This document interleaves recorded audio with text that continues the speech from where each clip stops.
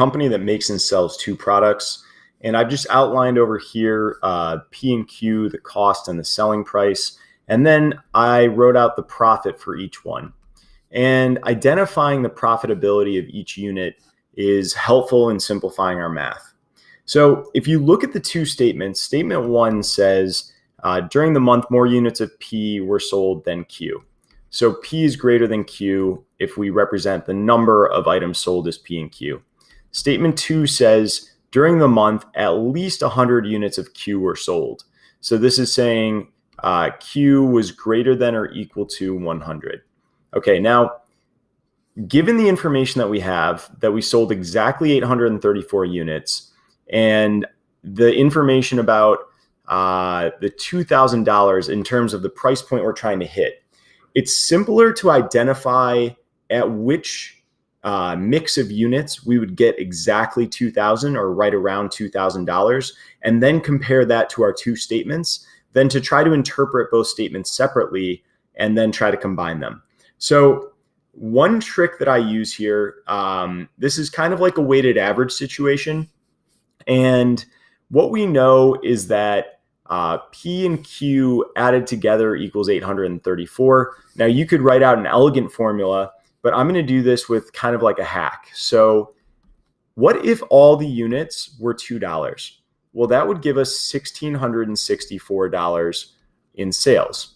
Now, imagine we swapped out one of these units for a unit of Q.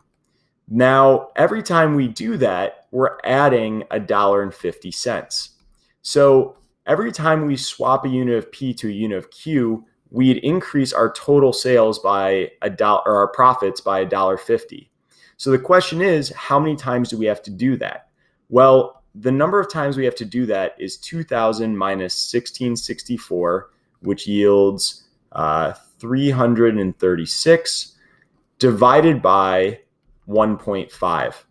And since 1.5 is equal to 3/2 and dividing by a fraction is the same as multiplying by reciprocal, we end up with times 2/3. And you notice that these numbers work well together.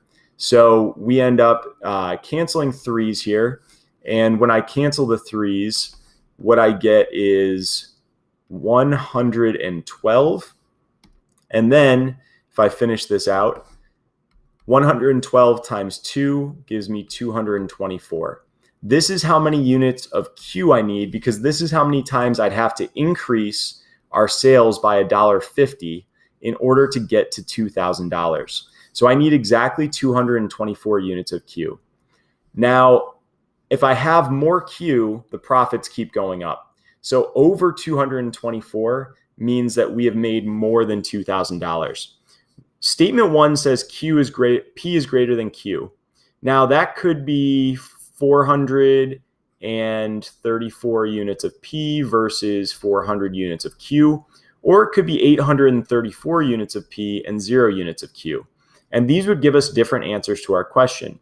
Was it greater than $2,000? This would be a yes, and this would be a no. The profits wouldn't have been. So this is insufficient. Now, statement two says Q is greater than 100. Is that enough on its own? No, because Q could be equal to 101. And by the way, it's greater than or equal to, but Q could be 101 or Q could be 500. And this would answer our question with a no answer, and this would be a yes answer. So this is insufficient as well. Now, do they complement each other in some way that solidifies our position here? No, they don't, because if Q is equal to 101, it still follows the rule in statement one that P would be bigger than Q, because P would be the remaining amount of the 834 units, which is obviously greater than Q in that situation.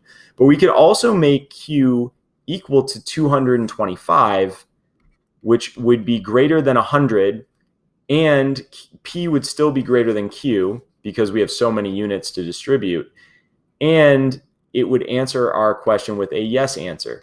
So that proves, since we still get a yes and a no answer, that this question is insufficient, and the answer is answer choice E.